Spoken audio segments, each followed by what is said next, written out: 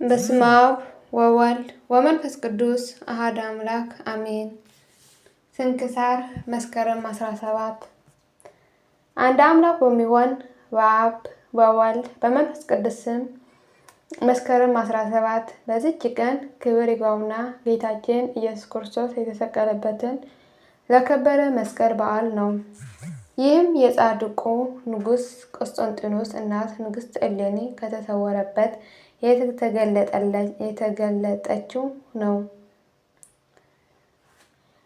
የጎልጎታን ኮረብታ ባስጠረገች ጊዜ የከበረ መስቀል አገኘችው። ታላቅ ኮረብታም የሆነች ምክንያት እንዲህ ነው። ብዙዎች ድንቆች ተአምራት ክብር ይግባውና ከጌታችን ከኢየሱስ ክርስቶስ ከመቃብሩና ከመስቀሉ የሚገለጡ ሆነው ሙታን ይነሱ ነበርና የጎበጠና በሽተኞችን ሁሉ ይፈወስ ነበር። ስለዚህም አይሁድ ተቆጡ።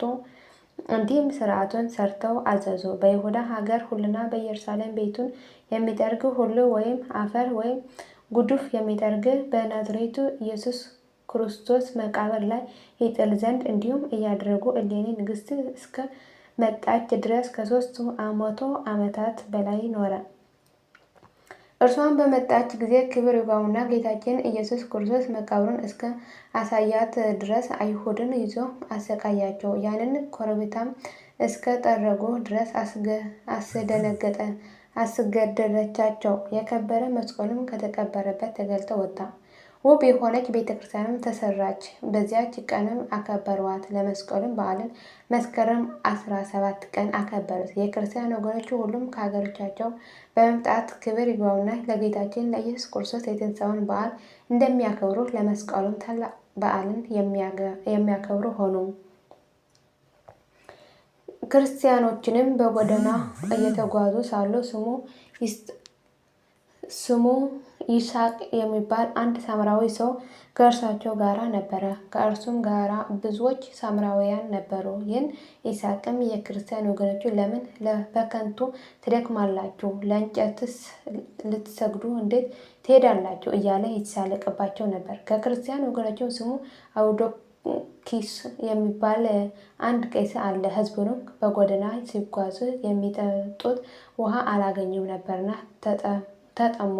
ወደ አንድ ጉድጓድም ሄደው በውስጡም መሪር የሆነና የገማ ውሃ አገኙ። እጅግም ውሃ ጥማት ተሰቃዩ። ይስሐቅም እጅግ ይሳለቅባቸው ጀመረ። የቀናች ሃይማኖት ካለቻችሁ ይህ የገማና የመረረ ውሃ ተለውጦ እስቲ ጣፋጭ ይሁን ይላቸው ነበር። ቀሲሱ አውዶኪስም በሰማ ጊዜ መንፈሳዊ ቅናትን ቀንቶ ከዚያ ሳምራዊ ይስሐቅ ጋራ ተከራከረ። ያ ሳምራዊ በመስቀል ስም የተአምራት ኃይልን ካየሁ እኔ በክርስቶስ አምናለሁ አለ። ያ ጊዜም ቀሲስ አውዶክስ በዚያ በገማ ውሃ ላይ ጸለየ። ውሃውንም ወዲያውኑ ጣፋጭ ሆነ። ከእርሱም ሕዝቡ ሁሉ እንስሶቻቸውን ጠጡ። ሳምራዊ ይስሐቅ ግን በተጠማ ጊዜ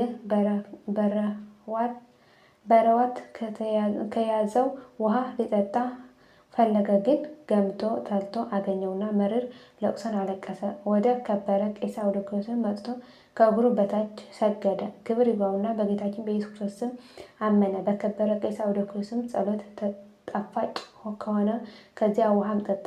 በዚያም ውሃ ውስጥ ታላቅ ኃይል የሚሰራ ሆነ። እርሱም ለአማንያን የሚጣፍጥ ሲሆን ለካዲያን ለአረማውያን የሚመር ሆነ። በውስጡም የብርሃን መስቀል ታየ።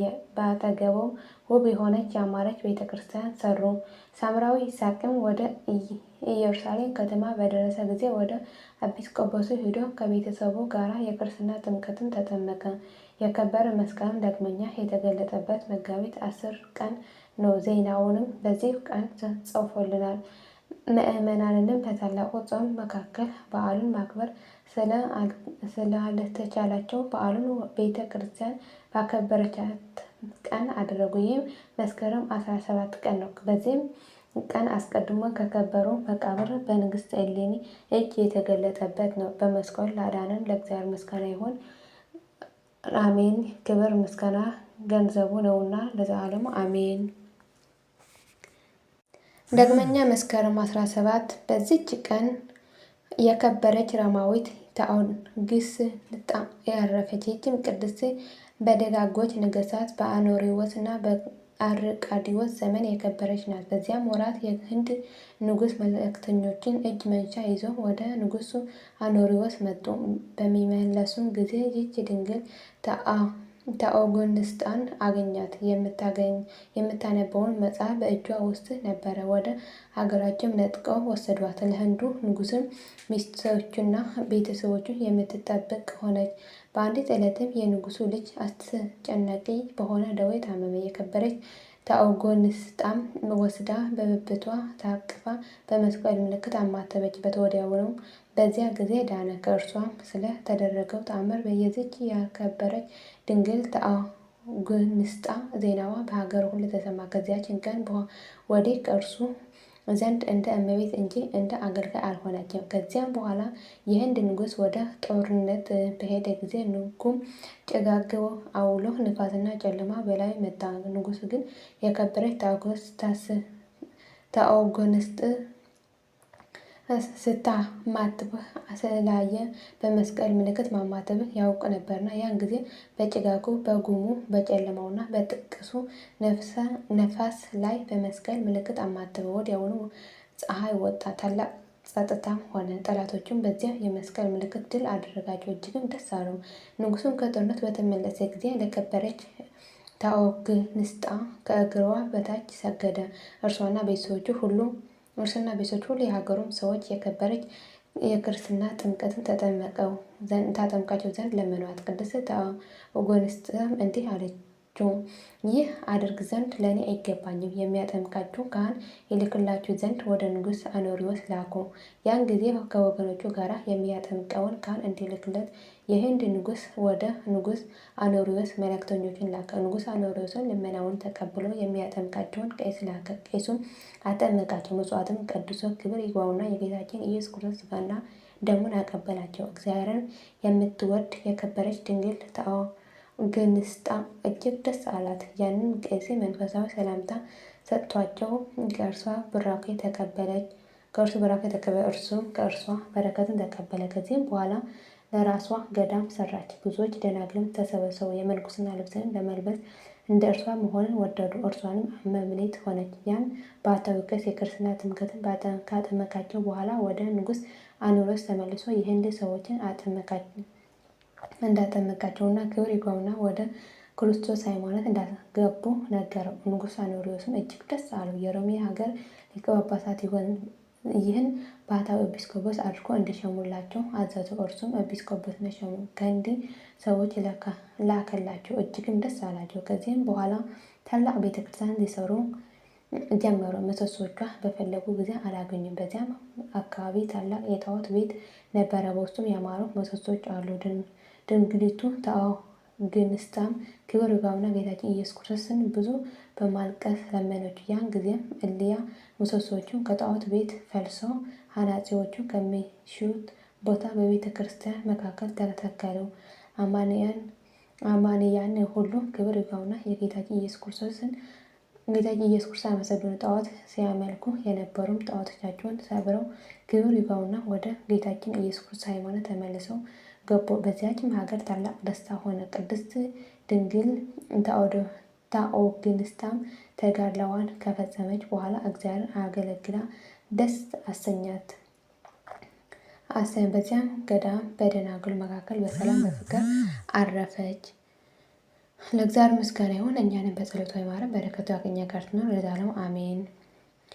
ዳግመኛም መስከረም 17 ቀን በዚች ቀን ለአባቶች ሊቃነ ጳጳሳት 14ኛ የሆነ የእስክንድርያ ሊቀ ጳጳስ ቅዱስ አባት ዲዮናስዮስ አረፈ። ይህም ቅዱስ ንጉሥ ዳኪዎስ ሊገድለው ፈልጎ ነበር፣ ግን እግዚአብሔር ሰወረው። ይህም አባት ብልህ አዋቂ ስለነበረ ብዙዎች የቤተ ክርስቲያን መጻሕፍት ተረጎሙ። በዘመኑም በሮም ንጉሥ በከሃዲው ዳኪዎስ እጅ ቅዱስ መርቆሬዎስ በሰማዕትነት አረፈ። ሁለተኛው ሰባቱ ደቂቀ 372 ዓመት አንቀላፍቶ ነቁ። እሊህም ለጣዖታት ሊሰግድላቸው በፈለጋቸው ጊዜ ከዳኪዎስ ፊት የሸሹ ከኤፌሶን ሀገር ከታላላቆች ተወላጆች ወገን የሆኑ ናቸው። ዳግመኛ በዘመኑ የመነኮሳት አለቃ ገዳማትን የሰራ ግብፃውያን ታላቁ አንጦስ ለመጀመሪያ ጊዜ መነኮሰ ሆነ። ይህም ቅዱስ ዲዮናስዮስ በሊቀ ጵጵስናውን ሹሞት 12 ዓመት ኖረ። መንጋዎቹንም በትክክል በፍቅር አንድነት ጠበቃቸው። እግዚአብሔርም አገልግሎ በሰላም በፍቅር አረፈ። ለእግዚአብሔር ምስጋና ይሁን፣ እኛም በጸሎት ይማረን፣ በረከቱ ከእኛ ጋር ነው ለዘላለም አሜን። ዳግመኛ በዚች ቀን የሊቢባ፣ የኪርያኖስ፣ የዮስጢና፣ የቴክሴልጥስ መታሰቢያቸው ሆነ። እግዚአብሔርን በጸሎታቸው ይማረን፣ በረከታቸው ከእኛ ጋር ነው ለዘላለም አሜን። መስከረም 17 ቀን የሚከበሩ ዓመታዊ ቅዱሳን በዓላት፦ ቅዱስ ዕፀ መስቀል፣ ቅድስት እሌኒ ንግሥት፣ ቅዱስ ኪራኮስ አረጋዊ፣ ቅዱስ መቃርስ ሊቀ ጳጳሳት፣ ቅዱስ አውዶኪስ ቀሲስ፣ ብጽዕት ታኦግንስጣ ሮማዊት፣ ቅዱስ ዶስዮናስ ሊቀ ጳጳሳት። አሜን። የሁሉም ቅዱሳን በረከትና ረድኤት ምልጃና ጸሎታቸው ከመላው ሕዝበ ክርስቲያን ጋር ለዘላለሙ ጸንቶ ይኑር አሜን። አቡነ ዘበሰማያት ይትቀደስ ስምከ ትምጻእ መንግሥትከ ወይኩን ፈቃድከ በከመ በሰማይ ከማሁ በምድር ሲሳየነ ዘለለዕለትነ ሀበነ ዮም ኅድግ ለነ አበሳነ ወጌጋየነ ከመ ንሕነኒ ንኅድግ ለዘአበሰ ለነ ኢታብአነ እግዚኦ ውስተ መንሱት አላ አድኅነነ ወባልሐነ እምኩሉ እኩይ እስመ ዚአከ ይእቲ መንግሥት ኃይል ወስብሐት ወሰላመ ቅዱስ ገብርኤል መልአኩ እግዝእትየ ማርያም ሰላም ለኪ ድንግል በይናኪ ወድንግል በሥጋኪ እመ እግዚአብሔር ጽባኦት ሰላም ለኪ ብርክት አንቲ እምአንስት ወቡሩክ ፍሬ ከርሥኪ ተፈሥሒ ፍሥሕት ኦ ምልዕተ ጸጋ እግዚአብሔር ምስሌኪ ሰአል ወጸልይ ምሕረተ ወንታነ ሀበ ፍቁር ወልድኪ ኢየሱስ ክርስቶስ ከመ ይስረይ ለነ ኃጣውኢነ ለዓለመ ዓለም ለዘላለሙ አሜን።